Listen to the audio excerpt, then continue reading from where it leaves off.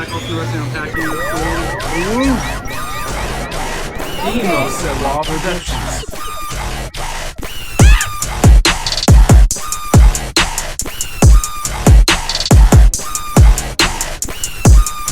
It's our gimmick.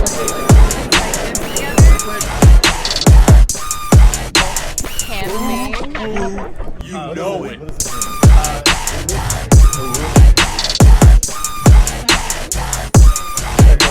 That transition, that's easy. Perfect.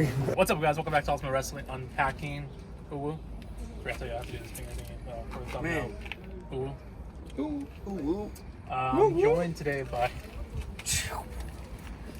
by DeathMatch Dose, Brad, and Juan. I don't know if you have a nickname or anything. Numero uno. Numero. There you go. We're opening up some Star Trek packs with Brad and Kiss. We can just open them up. Okay. These are pretty old, I think.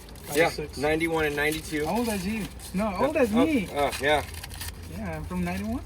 These are season 5. Please let me get a So do you show yours first or me? We should go at the same time. Okay. I don't Hold know this. any hits from these. I don't know if there's any hits from these. You can. Sometimes there's holographics out there. So here we have from episode 112, Violations. It's an episode about Vulcans and telepathy. Ooh, oh, no, it's okay. Water. I pretty much got a set of Kiss, like the whole band. These are awesome. It's pretty cool. Ooh, Tasha Yar. So this is interesting. So this is actually, I'm gonna nerd out here. Tasha Yar was killed off in season 1, and in this particular season, since all the fan bases longed for this person to return, they brought her back as a Vulcan, but it's the daughter of Tasha Yar. And fun fact, this is one of the few Star Trek characters that's still out there that everyone wants to return but hasn't yet. If you're listening, Paramount, bring it back. The Perfect Mate, episode 121. Man. Yeah, Oh, this one's not marked in the front. And I got a whole set of Kiss. From Look Time at that. Zero. I don't for a long That's pretty single. cool. And then I got Star I think this is Child. Sally Field. I don't know if she was in Star Trek. It's pretty cool. All right. Who's that? So that is a mad scientist. If I remember correctly, the problem with him is that he is also he's lost in the universe trying to get back home, and he tricks them into thinking that he's a good guy and he's not. Is it Klingon? Mm-hmm. That is 2 Klingons. What episode is that from? That's from Redemption. So Redemption 2, this is a storyline of where Worf actually leaves the Enterprise to go take up the throne of his house in the Klingon Empire, and they're battling with trying to get him to not be a Klingon and rejoin Starfleet. I'm done talking about it. I get a feeling you know more about that than wrestling for some reason. Star Trek is my second love. Wrestling is my first. It seems like it's your first. My dog is my third. My wife is my 5th. God, am I fourth? You're the 4th. So y'all started y'all's own wrestling promotion, as everybody knows, Borracho Pro. Borracho Pro. Before y'all did that, y'all did a whole bunch of deathmatch stuff. If y'all have seen them around, y'all see that they come up with crazy stuff. Where the hell do y'all get these crazy ideas? So honestly, it's just brainstorming from what other people have done, right? The first thing that we tried to do was learn the basics of it. We got really lucky and were able to work with some big time weapons masters. ICW's crew, IWA taught us a couple things. No Peace Underground. No Peace Underground. And from there, you just have to get creative. Like, you find different ways to tape stuff together or things to nail onto boards and put people through. But basically, if it looks like it'll make you bleed, you got to figure out a way to put it on something and get it inside a ring. Safely. Yeah, y'all do a lot of thumbtack stuff. We're really as well. good about safety with the guys, because we don't want at the end of the day, we don't want anybody to get hurt. And even us, we can get hurt. You know, we can get cut building something if we're not using the right materials too. So it's all about safety. Have any of y'all gotten cut? Hurt?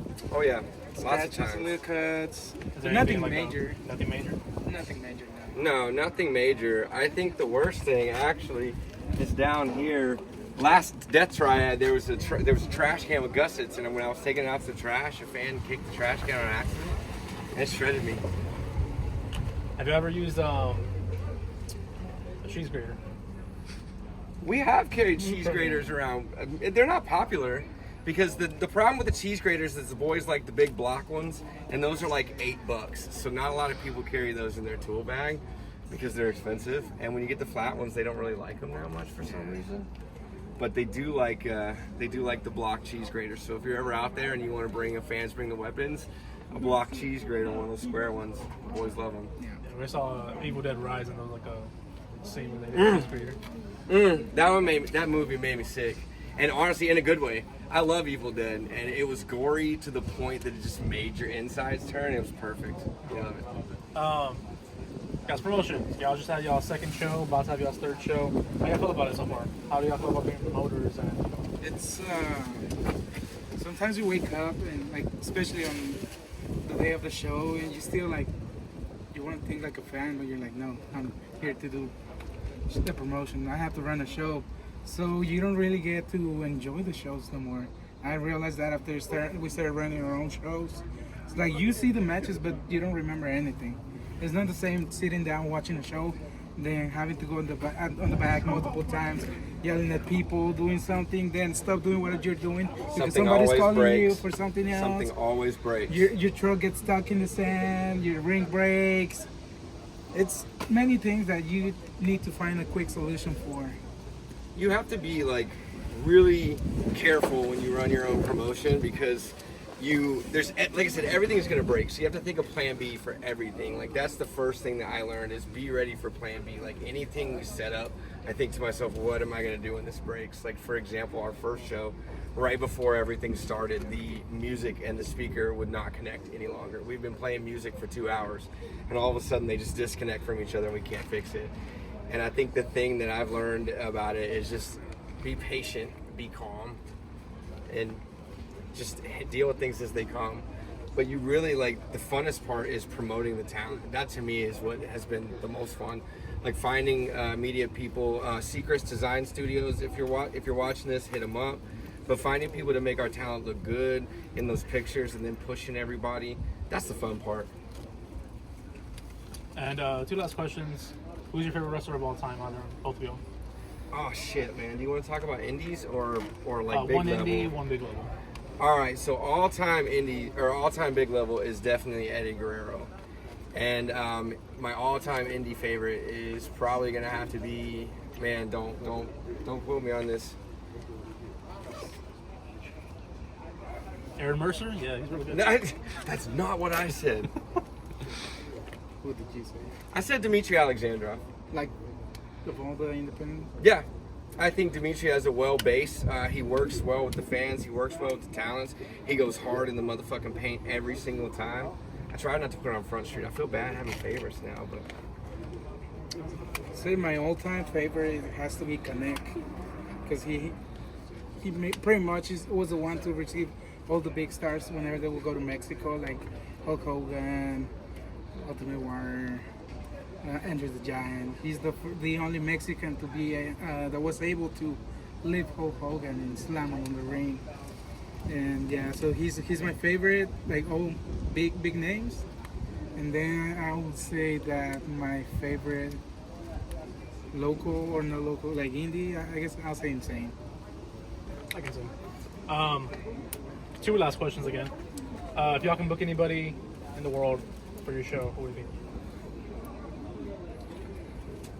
I would love to have Hijo del Vikingo at one point. man, I think for me, it would probably be Takeda. Takeda? Yeah. Very good. Maybe 2024, Borracho Pro? Man, Takeda, if you're out there, we're waiting. Come over here, hit us up. Pronounce the universe, man. We can even run at the beach if you want. Oh man, Just we tell us definitely what run you on want. the beach. We'll run under your conditions. Come join us. And our last question before you get out here, the main question that everybody knows is, we're asking tacos. What's your favorite type of taco? Oh man, Pastor. Tripa. I think you're the third person to say that. I think you're the second to say tripa. Why didn't you say tripa? You always get tripa I when love, we... man, because they don't have good tripa in Austin, so you got to take advantage of it. But there's several places that have good Pastor. I heard nothing but bad things about Austin's tacos. It's pretty much It's true. pretty much the only good trash. tacos in Austin are the people that came to Austin from elsewhere with good tacos. And if you hear white people telling you about good tacos, just stop listening. Just do the That's nice. why don't listen to this guy saying what? his favorite is pastor, because he doesn't know any better. It's true. Pineapples belong on pizza and Yeah, tacos. Yes. I haven't tried them on tacos, but yeah, Pizza for sure. Try it. If y'all want to plug on social media, where they can follow you? Man, look us up at Borracho Pro on Facebook. Our Twitter is Borracho Pro ATX. Our Instagram, I think it's Borracho.pro. Borracho.pro. Something like that. Look us up. We're out there. Just Google us. Google us. We're on Google now. Oh yeah. I think so. Yeah, we like you. We're on YouTube. Borracho Pro Look us up and- on YouTube. We have our match on YouTube for free. We brought in international talent from Mexico. We just had a killer death match. Look us up. All right. Peace. Catch y'all guys later.